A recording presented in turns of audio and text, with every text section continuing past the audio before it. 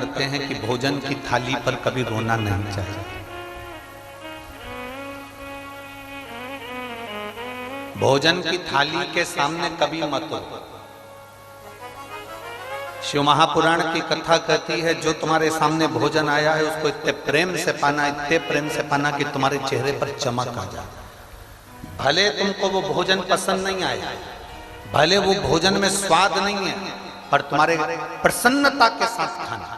क्योंकि जिस प्रसाद को हम पाते हैं, जिस भोजन को हम करते हैं, उस समय पर हम जैसे अपने मन में अनुभव करते हैं, भोजन पहुंचने के बाद हमारी इंद्रियों को उसी तरह का बल प्रदान करता है। इसलिए कभी भी भोजन करते समय आंसू बहाते समय भोजन ना करें, रोते रोते भोजन ना करें, क्रोध करते करते भोजन ना करें। शिव महापुराण की कथा तो यहां तक कहती है कि तुम्हारे सामने टीवी चल रही है तो टीवी को बंद करो फिर भोजन करो। हाँ, अगर टीवी पर कोई सत्संग आ रहा है, कथा आ रही है, गीता जी आ रही है, श्रीमद् भागवत आ रही है, शिव पुराण आ रही है, भजन चल रहा है, तो भले टीवी चालू रखकर भोजन कर लो। पर अगर कोई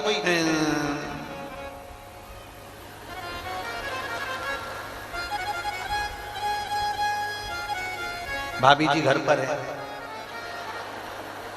और तुम टीवी चालू कर कर भोजन कर रहे हो और भोजन करते करते तुम्हारा ध्यान उस टीवी पर बना हुआ है, तो तुम्हारी इंद्रियों के लिए वो श्रेष्ठ नहीं, तुम्हारी इंद्रियों के लिए वो ठीक नहीं। भोजन करो, रोते हुए भोजन नहीं। भोजन का बहुत बड़ा प्रमाण है, बहुत बड़ा है। कोई कोई हमारे भोजन करते समय हमारे सामने आ जाता है, घर पे आ जाता है। अब घर पर कोई भोजन करते समय आ गया तो तुम्हारे दो मन हो जाते हैं। एक मन से तो तुम कह रहे हो आओ साहब भोजन कर लो, और दूसरे मन से सोच रहे हो जाता क्यों नहीं है। दो मन, एक मन से तो कह रहे हो कि भोजन कर लो, दूसरे मन से कह रहे हो कि जाता क्यों नहीं है। तो जो सामने बैठा है ना, सोफे पर, पलंग पर, कुर्सी पर, जमीन पर, उसके मन में ये प्रश्न खड़ा हो जाता है कि मैं रुकूं कि जाऊं। अब एक मन से तो तुम कह रहे हो भोजन कर लो, दूसरे मन से कह रहे हो कि जाता क्यों नहीं है, तो दो मन हो गए। वो दो मन में तुम खुद उलझ गए। अब उलझे यूं हो कि मैंने भोजन का बोल दिया और अंदर जाके देखा भी नहीं, और इतनी देर में वो उसने कह दिया हाँ साहब मैं तो भोजन करूंगा, और वो बैठ भी गया। अब तुम अंदर जाओ, फिर जो जगदम्बा है, चंद्रघंटा है, कुष्मांडा है, फिर उसका जरा मुंह देखना। पहले नहीं बोलते बता, मैं ज्यादा लोगों का भोजन बना लेती, इतना सारा बना लेती, चार चार लोग सामने आकर बैठ गए, इनको कहां से कराऊं, रोटी बनाना पड़ेगी, सब्जी बनाना पड़ेगी, ये बनाना पड़ेगा। इतने में पति बोला एक काम कर, मैं अपनी थाली उठा कर लाता हूं, उसमें जो जो रखा है तो वो दे दे। ए देवी थोड़ी देर चुप हो, तेरे हाथ जोड़। अब जो बाहर बैठा है ना वो भी उलझा हुआ है, खाऊं कि नहीं, क्योंकि अंदर जितने हैं ना वो सब खिलाने के पक्ष में नहीं है। और जो खा रहा था तो वो तो झूठे मुंह तो बोलना ही पड़ेगा ना कि लो साहब भोजन करो साहब, तो मन इसका भी नहीं था, पर बोला है खाओ, और उसका मन था कि मैं खाऊं, अब वो भी उलझा था। वो इंद्रियों के लिए श्रेष्ठ नहीं, वो इंद्रियों के लिए ठीक नहीं।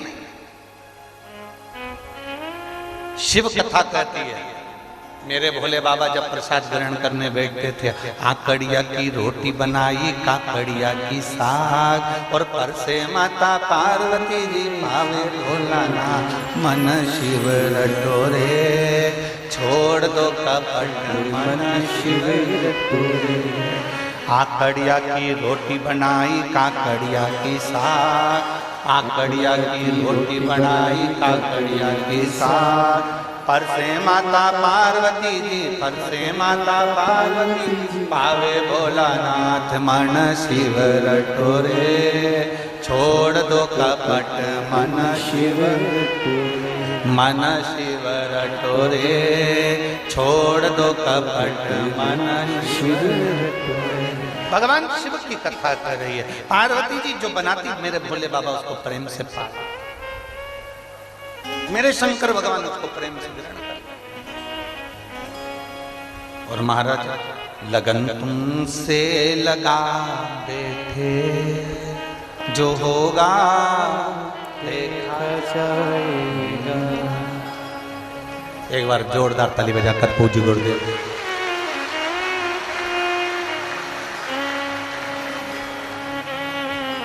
लगन तुमसे